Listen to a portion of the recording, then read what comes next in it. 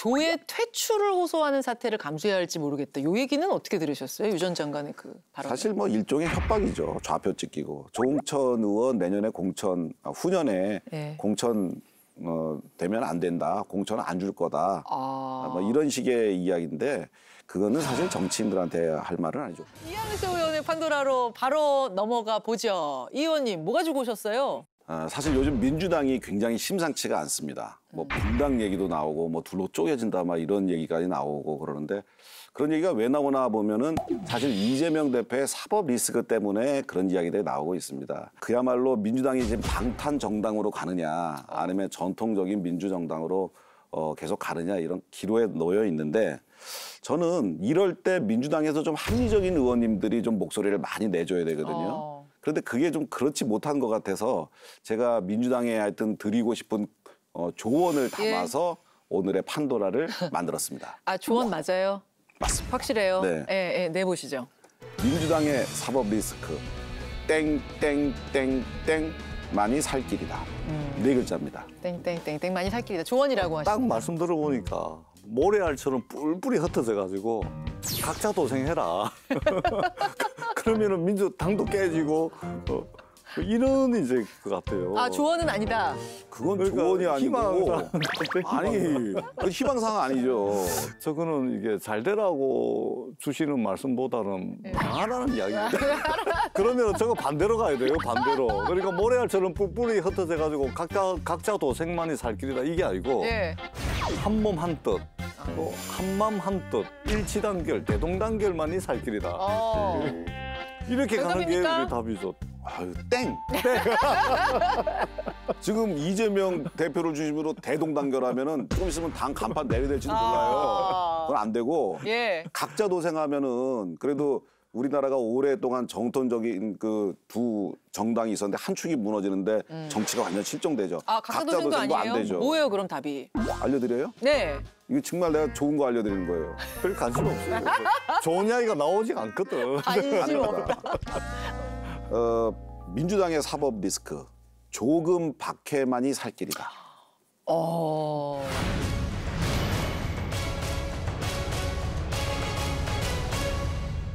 사실 지금 민주당에 조금 박해로 일컬어지는 의원들이 있잖아요. 예. 조응천 의원, 금태섭 의원, 박용진 의원, 김혜영 전 최고위원 이런 정치인들이 있는데 그분들이 지금 그 민주당을 향해서 쓴소리를 계속 하고 있습니다. 특히 이재명 대표의 사법 리스크를 염려하는 발언을 많이 하고 계신데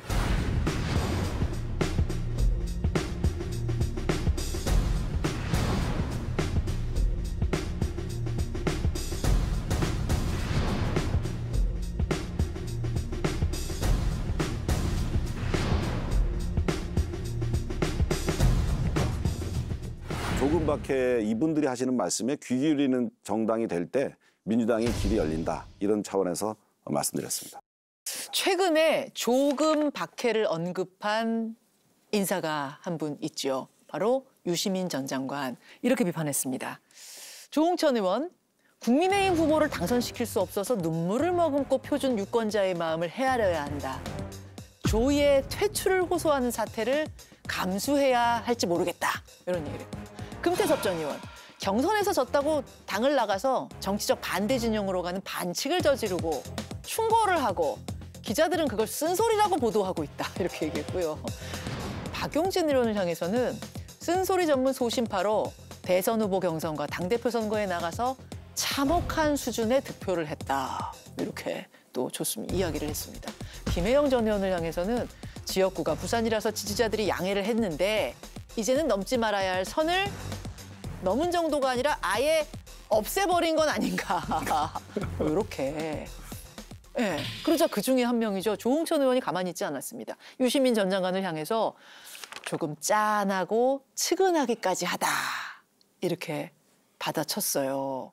예전에 유 전 장관, 유 전 이사장이 그런 말씀하시고 저를 저격했으면 막 되게 아프고 좀 쫄렸어야 될 것 같은데 그런 생각보다는 좀 짠하고 측은하기까지 하더라고요. 이거 무슨 뜻입니까?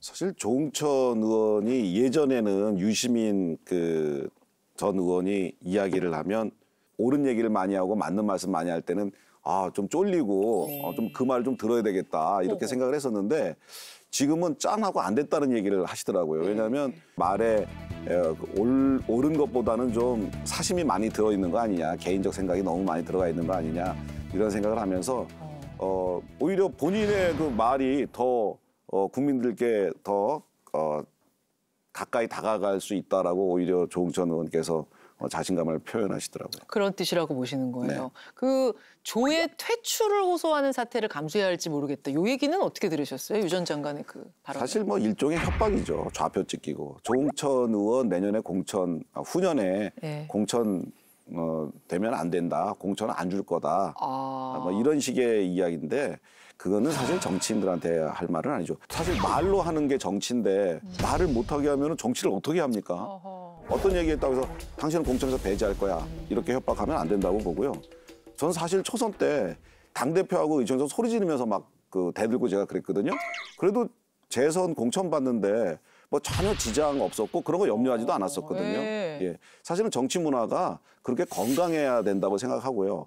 과거에는 민주당이 좀 그렇게 열려 있고 저희 당이 조금 좀 노쇠하고 답답한 분위기가 있었는지 모르겠는데 네. 제가 국회의원 된 다음에 느끼는 분위기는 예. 저희 당은 사실 조금밖에 이분들이 당연한 말하고 너무 뜨는 것 같다는 느낌이 들 정도로 우리 당에서는 사실 이런 얘기 저런 얘기를 그냥 마음대로 소신껏 막 하십니다. 예. 지도부 눈치 보고서 막 얘기하고 그런 거 없어요. 민주당으로 와보세요. 우리 전재수 의원님은 안 그럴 거라고 저는 확신합니다. 이게 지금 협박이라고 유 전 장관의 유시민 전 장관의 그 말이 협박이라고 말씀을 하셨는데 공천 받으면 안 된다. 공천 주지 마라. 주지 말아라. 예, 그리고 지지자들, 개딸들, 뭐 개혁의 딸들 예. 그런 분들한테 메시지 보내는 거예요? 메시지도 보내고 이러는 거죠. 유시민 전 장관의 저 메시지는 어떻게 읽으셨어요?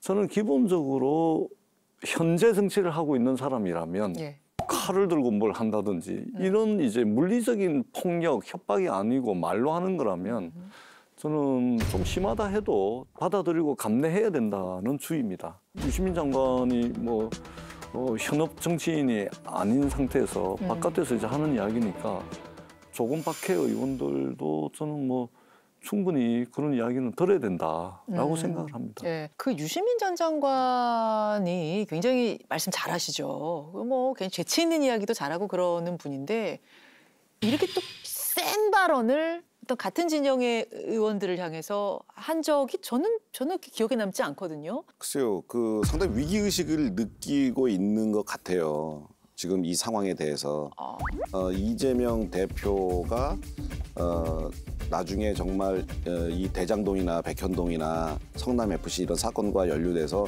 상당히 어려워질 수도 있겠다.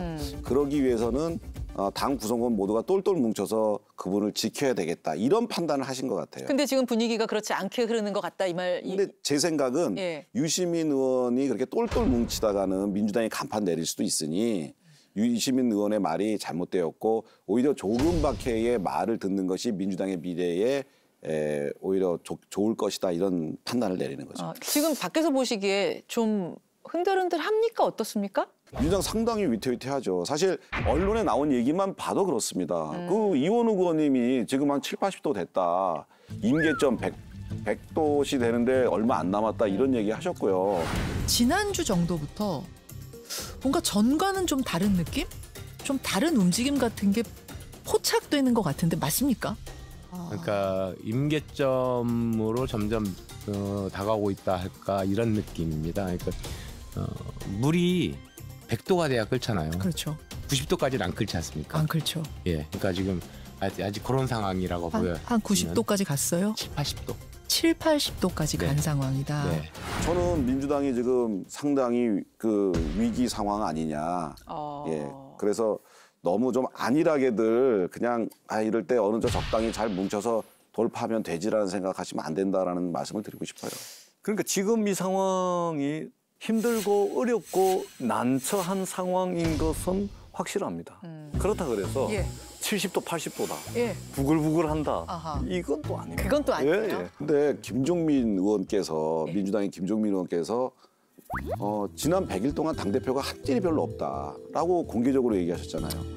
그다음에 그 신경민 의원께서 이재명 대표 이후를 우리는 준비해야 된다 이런 말씀도 하셨어요. 그분들은 늘 그렇게 말씀하시는 분들. 다른 분들도 그런 얘기를 하고 계시거든요. 그러니까 그런 분들의 이야기들에서 우리가 유추를 해보면 민주당은 좀 흔들거리고 있는 거 아니냐 이런 생각이 드는 거죠. 제가 꼭 좀 드리고 싶은 말씀은 제가 조금밖에 존경하고 다 좋아하는 분들인데 조금밖에가 무슨 발언을 했다 그러면 최근에 이게 당내 무슨 반향이 없어요. 반향.